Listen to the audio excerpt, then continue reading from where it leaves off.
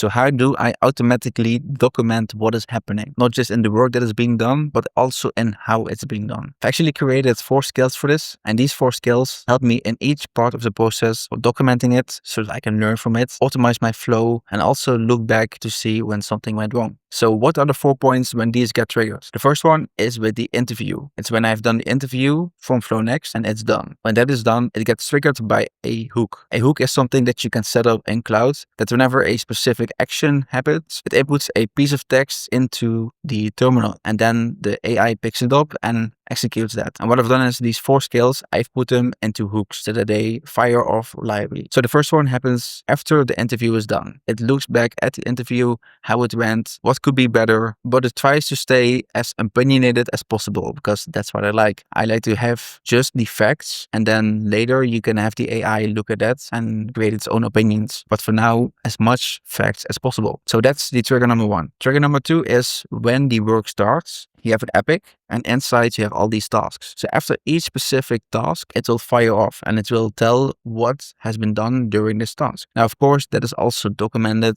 in the epic, but the plan and executing of the plan are 2 different things. So that's why I also document this, because planning is one thing. When you execute it, you uncover some new things and then the plan changes. So that's why I do the second one, which is when a task is done. The third one is when all the tasks, so the work is done. Then it looks back at how it went through every single task and it looks at patterns, things that are inefficient, things that are coming back task after task. And it just in general looks at the whole workflow before. So like all the executing of the work. And then we have the fourth one. And the fourth one is when the review happens, it will check after the review is done, how it's done. And in my flow, I always have headless browser testing first. So as much to the AI as possible with minimal context or minimal tokens spent. Second of all, I will try to use Cloud and Chrome, the MCP, so that I can do things that the CLI, the agent browser CLI cannot do. And the third one is myself doing it. And when these 3 reviews are done, I can also see patterns and it automatically logs that. And in that way, I literally have my whole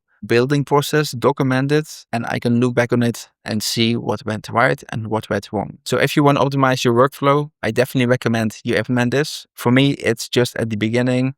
I have documented a few things, but I have not yet reviewed everything that I've documented. It's a work in progress. And when I have more results, I will definitely show you in another video. Thank you for watching and I see you in the next one.